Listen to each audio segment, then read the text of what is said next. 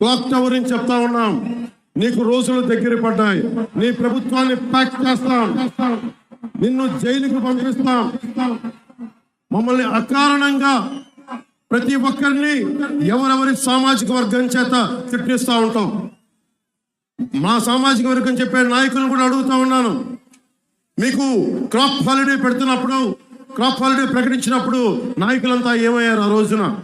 ఈ రోజున జగన్కి మద్దతు తెలిపే ప్రతి ఒక్కరికి, దళిత నాయకులు కానీ, బీసీ నాయకులు కానీ, కాపు నాయకులు కానీ, ఎవరైనా సరే ప్రభుత్వాన్ని, రాష్ట్రాన్ని పిలిచి పిప్పు చేస్తున్న వ్యక్తికి మీరు అండగా నిలబడితే రాష్ట్ర ప్రజానీకానికి ద్రోహం చేసిన వాళ్ళు అవుతారు.